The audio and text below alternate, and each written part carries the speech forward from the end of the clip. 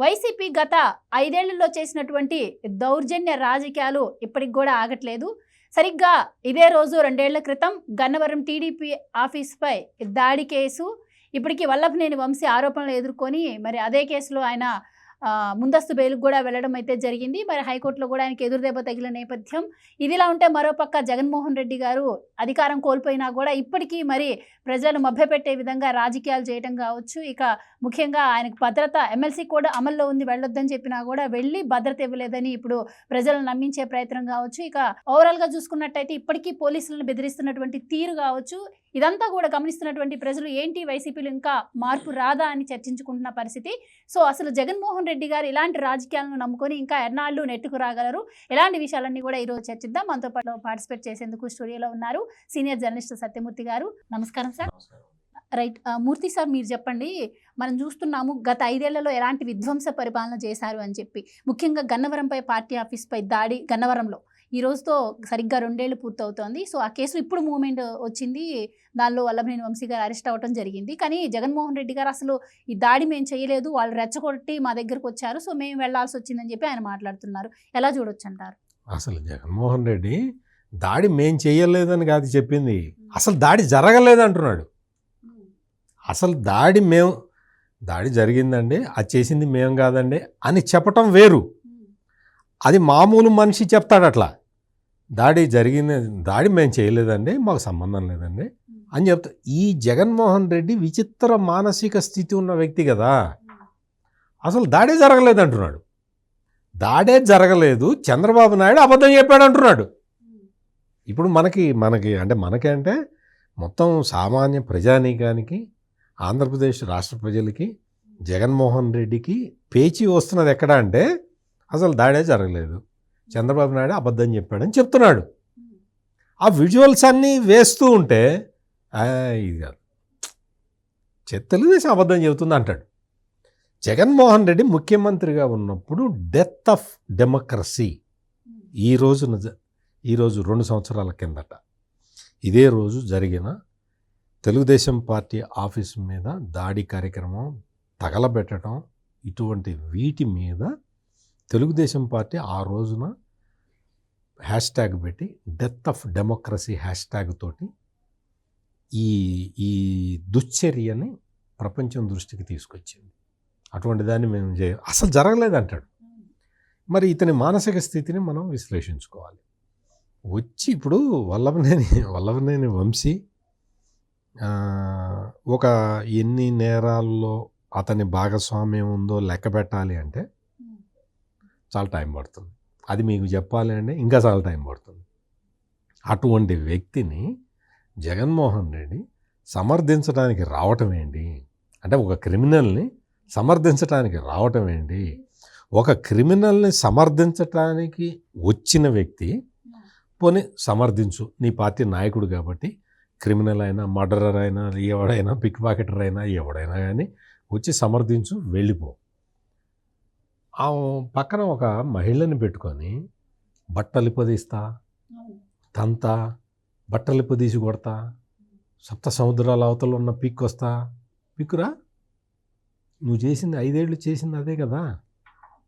నిజంగా వల్లభనేని వంశీ భార్య పక్కన నిలబడి, అసలు ఆమె పక్కన ఎట్ట నిలబడ్డదో నాకు అర్థం కావట్లేదు.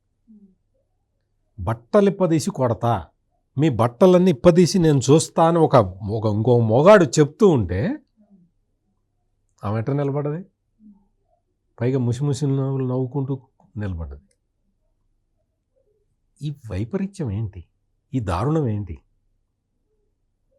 వల్లభనేని వంశీ అందంగా ఉంటాడు. వల్లభనేని వంశీ అందంగా ఉంటాడా? మొత్తం శరీరంలో అన్ని రోగాలే ఉన్నాయి. కింద పడుకోలేకపోతున్నాడు. చిన్న వయసే కదా. కింద నేల మీద పడుకోవటానికి మాయ రోగమా? మనిషి అందంగా ఉండటం కాదు, ఎన్నెముక కూడా గట్టిగా ఉండాలి. వెన్నెముకే లేదు కదా మనిషికి. అందుకనే కదా ఇప్పుడు వచ్చి జగన్మోహన్ రెడ్డి వచ్చి, వల్లభనేని వంశీ బాగా అందగాడండి, అందగాడైతే పెళ్లి చేసుకో. వల్లభనేని వంశీ అందగాడు కదా, పెళ్లి చేసుకో, రెండో పెళ్లి చేసుకో. జగన్మోహన్ రెడ్డి రెండో పెళ్లి చేసుకోమను వల్లభనేని వంశీని. ఆమె కూడా ఇష్టమే ఉంది, ఆమె నవ్వుతూ ఉన్నది. జగన్మోహన్ రెడ్డి పెళ్లి చేసుకుంటానంటే ఆమె యాక్సెప్ట్ చేస్తుంది. ఏమి మాటలేంటి, ఇదేంటి? అందంగా ఉంటాడట. ఆ పక్కన అవినాష్ రెడ్డి ఉంటే ఇటు చూశాడు. ఇతను పొట్టిగా ఉంటాడు. ఎవరు? జగన్మోహన్ రెడ్డి చాలా పొట్టిగా ఉంటాడు. అవినాష్ రెడ్డి చాలా పొడుగ్గా ఉంటాడు. ఇట్లా పైకి చూశాడు. అవినాష్ రెడ్డి కూడా అందంగానే ఉంటాడు అంటాడు. ఈ మగాడి అందాల గురించి ఎందుకో నాకు ఇప్పటికీ అర్థం కావట్లా. బావుగా అసలు మాజీ ముఖ్యమంత్రి చెత్త అది కాదు మనకు సమస్య. ఒక మగాడు ఇంకొక మగాడి అందం గురించి మాట్లాడటం నేనైతే మొదటిసారి చూస్తున్నా. అవినాష్ రెడ్డి ఇటు చూస్తాడు. అవినాష్ రెడ్డి చాలా అందంగా ఉన్నాడు. నెక్స్ట్ అవినాష్ రెడ్డిని అరెస్ట్ చేస్తారంట. ఎందుకంటే నిజంగా ఇప్పుడు రామరమ్మ గారు చెప్పిన దాంట్లో ఒక చిన్న పాయింట్ కూడా నాకైతే అనిపిస్తుంది. ఎందుకంటే వల్లభనేని వంశీ అందంగా ఉంటాడు. వల్లభనేని వంశీ కన్నా కొడాలి నాని అందంగా ఉంటాడట. కొడాలి నాని అందాన్ని మనం పొగడాలి.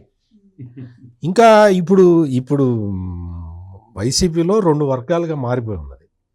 ఒకటి అందగాళ్ళ గ్రూప్, ఒకటి ఆ అందగాళ్ళ గ్రూపులో కొడాలి నాని, వల్లభనేని వంశీ ఉన్నారు. అందవికారుల గ్రూప్ ఒకటి ఉంది. అందవికారుల గ్రూపులో పేర్ని నాని, అంబటి రాంబాబు ఉన్నారు, బొత్స సత్యనారాయణ. ఈ అందగాళ్ళ గ్రూపులోనేమో వల్లభనేని వంశీ, కొడాలి నాని, అవినాష్, దేవినేని అవినాష్ కూడా ఉన్నాడు ఇందులో. వీళ్ళందరూ అందగాళ్ళు, పార్టీలో అందగాళ్ళుట. అసలు అందవికారంగా ఉండి అసలు కురూపులుగా ఉన్న వాళ్ళు కూడా ఉన్నారు. అదొక వర్గం. ఆ వర్గంలో అంబటి రాంబాబు ఉన్నాడు, బొత్స సత్యనారాయణ ఉన్నాడు, పేర్ని నాని ఉన్నాడు, రోజా ఉంది, యాంకర్ శ్యామల ఉంది. వీళ్ళందరూ ఈ కురూపులు, అందవికారుల గ్రూపులో వీళ్ళు ఉన్నారు. వైసీపీలో రెండు ముఠాలుగా ఉన్నాయి ఇప్పుడు, అందగాళ్ళు, అందవికారులు. ఇదా జగన్మోహన్ రెడ్డి ఈ సభ్య సమాజానికి ఇచ్చే సందేశం ఇదే? ఆ అందం గురించి మాట్లాడుకుంటావా? ఏంటి ఈ నీచమైన మనస్తత్వం? అసలు దాడే జరగలేదు. ఆ దాడి కేసులో అసలు పోలీసులు కూడా తప్పు చేశారు. దాడి కేసులో గన్నవరం తెలుగుదేశం పార్టీ ఆఫీస్ మీద దాడి కేసులో A1గా వల్లభనేని వంశీని పెట్టాలి, A1గా పెట్టాలి, A71గా పెట్టారు. అందుకని నేను A1గా ఉండాల్సిన వాడిని A71గా పెడతారా? నాన్ సెన్స్, ఇట్ట కాదని చెప్పి ఒక దళిత కుర్రాన్ని కిడ్నాప్ చేసి తీసుకెళ్ళి అతన్ని కొట్టి అతన్ని దారుణంగా హింసించి ఇంకో కేసు పెట్టించుకొని అందులో A1 అయ్యాడు. అంటే ఇటువంటి క్రిమినల్ గ్యాంగుల్ని పెట్టుకొని ఈ జగన్మోహన్ రెడ్డి అందగాడు, వల్లభనేని వంశీ చాలా అందగాడని చెప్పి మాట్లాడుతూ ఉంటే ఈ సభ్య సమాజం అసలు ఆ వైసీపీని ఎట్లా భరిస్తున్నది ఏంటి అనేది కూడా మనం ఆలోచించాం. రైట్. అందులో భాగంగా నిన్న మిర్చియార్డు పర్యటన కూడా అనుకోవచ్చు అంటారా? రైతులకు మేము అండగా ఉంటామని చెప్పి అక్కడ రైతుల సమస్యలను అడిగి తెలుసుకున్నది లేదు. ఒక పక్క ఎన్నికలు కూడా అమల్లో ఉంది, ఎళ్లకు అంటే వెళ్ళి మరి నాకు భద్రత లేదని గవర్నర్ దగ్గరికి వెళ్తున్న పరిస్థితి. సో ఏంటి ఇది? అంటే ఎలాంటి రాజకీయం అంటారు? ఇప్పుడు మీరు అడిగిన క్వశ్చన్కి నేను ఒక చిన్న ఇది చెప్తా. ఆ బొత్స సత్యనారాయణ చాలా పెద్ద నాయకుడు. ఆయన చాలా ఉమ్మడి ఆంధ్రప్రదేశ్లో ముఖ్యమంత్రి అయిపోదాం అని ప్లాన్ వేసిన వ్యక్తి. అంత పెద్ద నాయకుడు. ఉమ్మడి ఆంధ్రప్రదేశ్ అసెంబ్లీలో విజయలక్ష్మిని ఘోరంగా అవమానించిన వ్యక్తి. అటువంటి వ్యక్తిని తీసుకొచ్చి జగన్మోహన్ రెడ్డి ఏం చెప్పాడంటే, నా తండ్రి లాంటి వాడు అని చెప్పాడు. పోనీ తండ్రి లాంటి వాడు, తాత లాంటి వాడు ఎవరో ఒకరిని తెచ్చి పెట్టుకో అవమానించాడు. రాజశేఖర రెడ్డిని, విజయలక్ష్మిని కూడా అవమానించాడు. ఆ బొత్స సత్యనారాయణ మరి ఇంత పెద్ద సీనియర్ కదా, మేము బొత్స సత్యనారాయణను అంబటి రాంబాబు ఇద్దరు చెప్తున్నారు. ఏమని చెబుతున్నారంటే, మేము ఎన్నికల్లో పోటీ చేయట్లేదు కదా, అందుకని మాకు కోడ్ వర్తించదు అంటారు. అరే మీరు ఎక్కడ బుర్రల్ని ఎక్కడ పెట్టి ఏ ఫ్రిడ్జ్లో పెట్టి వచ్చారో మాజీ ముఖ్యమంత్రి Z+ కేటగిరీ ఉన్నటువంటి వ్యక్తికి కూడా అసలు నీకు ఈ రోజున ఎలక్షన్ కోడ్ అమల్లో ఉంది కదా, ప్రైమ్ మినిస్టర్ ఆఫ్ ఇండియా అని కూడా రానివ్వరు. ప్రైమ్ మినిస్టర్ ఆఫ్ ఇండియా పర్యటించాలంటే ఎలక్షన్ కమిషన్ పర్మిషన్ తీసుకొని రావాలి. ప్రైమ్ మినిస్టర్ ఆఫ్ ఇండియా కన్నా గొప్పవాడా ఈ మాజీ ముఖ్యమంత్రి?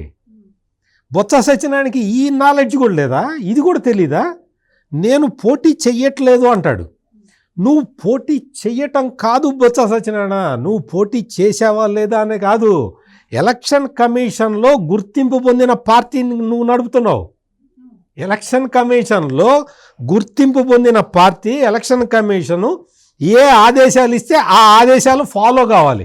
అది కూడా తెలియకుండా వీళ్ళందరూ మంత్రులెట్ట అయ్యారు. వీళ్ళందరూ అవకాశం వస్తే ముఖ్యమంత్రి అట్లా అవుదామని ప్రయత్నం చేశాడు ఈ బొత్స సత్యనారాయణ.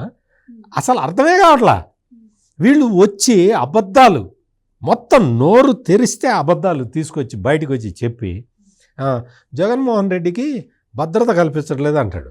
జగన్మోహన్ రెడ్డికి 300 మంది ప్రైవేట్ స్టాఫ్ ఉన్నారు. జగన్మోహన్ రెడ్డిని కాపాడటానికి జగన్మోహన్ రెడ్డి పెట్టుకున్న వాళ్ళు 300 మంది. అండ్ గవర్నమెంట్ ఇచ్చిన వెహికల్స్ కూడా ఆయన వాడకుండా ఓన్ వెహికల్ వాడుతున్నాడు. ఓన్ వెహికల్ సఫారీ వెహికల్ ఇచ్చారు. ఆ సఫారీ వెహికల్ ఆయన స్టేటస్కి సరిపోవాలి. ఫార్చ్యూనర్ కావాలట, అందుకని ఫార్చ్యూనర్లో తిరుగుతున్నాడు. ఇక్కడ నాకు ఫార్చ్యూనర్ కావాలని రాశాడు గవర్నమెంట్కి. అంటే సీఎంకి ఎంత సెక్యూరిటీ ఇస్తారో నాకు అంతే కావాలన్నాడు. ఇక్కడ ఇతను పులివెందుల ఎమ్మెల్యే 1+1 గన్మెన్ ఇస్తారు. మాజీ ముఖ్యమంత్రి కాబట్టి 2+2 గన్మెన్ ఇస్తారు. నీకు ఇష్టమైతే 2+2 గన్మెన్ తీసుకో. నీకు ఆ 2+2 గన్మెన్ లేదు అంటే నాతో చెప్పు. నేను ఒక జర్నలిస్ట్గా నేను రాష్ట్ర ప్రభుత్వానికి లెటర్ రాస్తా.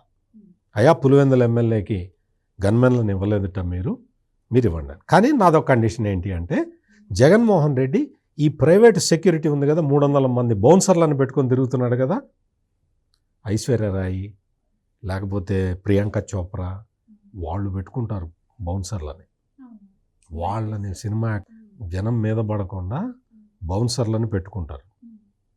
అంటే వాళ్ళు పెద్ద స్థాయిలో బౌన్సర్లను పెట్టుకుంటారు. జగన్మోహన్ రెడ్డి మీద ఎవడు పడతాడు? ఎందుకు ఆ 300 మంది బౌన్సర్లని వాళ్ళందరికీ జీతాలు ఇచ్చి పెట్టుకోవడం ఎందుకు? నువ్వు ఆ 300 మందిని విత్డ్రా చేస్తే నేను ఖచ్చితంగా పులివెందుల ఎమ్మెల్యేకి ఎంత భద్రత ఇవ్వాలో దానికి డబుల్ ఇవ్వండి, ఆయన ప్రాణభయంతో ఉన్నాడు అని చెప్పి నా తరఫున నేను గవర్నమెంట్కి లెటర్ రాస్తా. బొత్స సత్యనారాయణ ముందర ఇమ్మీడియట్గా ఆ 300 మందిని జగన్మోహన్ రెడ్డిని తీసేయమని చెప్పు.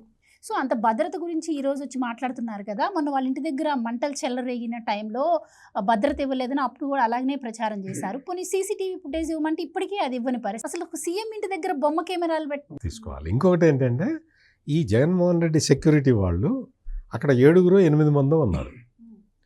సెక్యూరిటీ వాడికి అక్కడ మంట రాగానే ఏం చేయాలి? దాన్ని ఆర్పాలి. జగన్మోహన్ రెడ్డికి రక్షణగా ఉన్నవాళ్ళు కదా వీళ్ళందరూ. ఏం చేయాలి? మంటలను ఆర్పాలి. ఒక్కడు మంటలను ఆర్పుతున్నాడు, 5 దాన్ని వీడియో తీస్తారు. అటువంటి సెక్యూరిటీని పెట్టుకొని జగన్మోహన్ రెడ్డి ఎట్లా ఇచ్చేస్తున్నాడో, నాకు జీతాలు ఎట్లా ఇస్తున్నాడో నాకైతే అర్థం కావట్లా. సెక్యూరిటీ వాళ్ళు అనగానే అక్కడ 5 ఉన్నారు. 5 ఎగబడి ఆ మంటను ఆపాలి. జగన్మోహన్ రెడ్డి ఇంటి దాకా రాకుండా ఆపాలి కదా. ఎట్లా ముట్టించారో ఎవరు ముట్టించారో అనేది చెప్పాలి అంటే అది మద్యం కుంభకోణానికి సంబంధించిన ఫైళ్ళు, ఆ డైరీలు అవన్నీ కూడా లెక్కలు రాసుకుంటాడు కదా.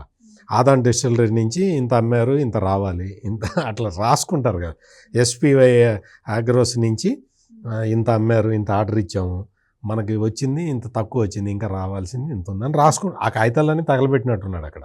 అందుకని ఆ కాగితాలు ఎట్ట తగలపడ్డాయి? నీ సీసీ ఫుటేజ్ ఉంటుంది కదా, ఆ సీసీ ఫుటేజ్ ఇవ్వమంటే ఇప్పటివరకు ఇవ్వలేదు, అవన్నీ డమ్మీ కెమెరాలండి అని చెప్తున్నారు. ఈ తగలబెట్టంగానే ఏం చేశారు అంటే వైసీపీ సోషల్ మీడియా అసలు బ్రహ్మాండంగా ప్రచారం చేశారు. జగన్మోహన్ రెడ్డికి భద్రత లేదు, జగన్మోహన్ రెడ్డికి భద్రత లేదు, జగన్మోహన్ రెడ్డి మీద హత్యా ప్రయత్నం చేశారని. ఓకే, వెరీ గుడ్, హత్యా ప్రయత్నం జరిగింది కదా, నీ మంటల్ని అక్కడ ఎవడో పెట్టాడు కదా కావాలని. ఆ సీసీటీవీ ఫుటేజ్ నీ ఆఫీసులోనే ఉంది, నీ దగ్గరే ఉంది, నీ తాడేపల్లి ప్యాలెస్లోనే ఉంది. ఆ సీసీటీవీ ఫుటేజ్ ఇవ్వండి, మేము దర్యాప్తు చేస్తామంటే ఇప్పటి వరకు అది డమ్మేయండి, అందులో ఫుటేజ్ లేదండి. అంటే జగన్మోహన్ రెడ్డి ఈ కాగితాలు తగలబెట్టి, ఫైళ్ళు అవన్నీ తగలబెట్టి ఈ సిట్ వేసిన రోజు కరెక్ట్గా అదే రోజు సిట్ వేశారనమాట.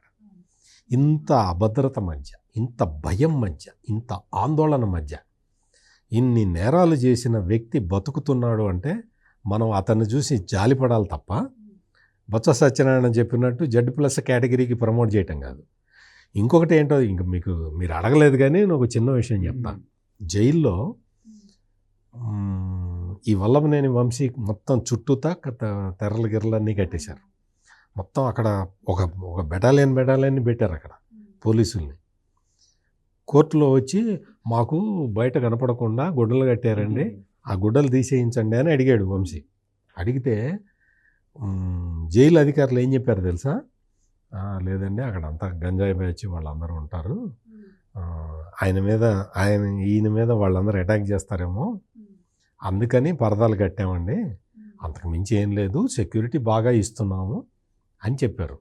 వాస్తవంగా ఏంటో తెలుసా?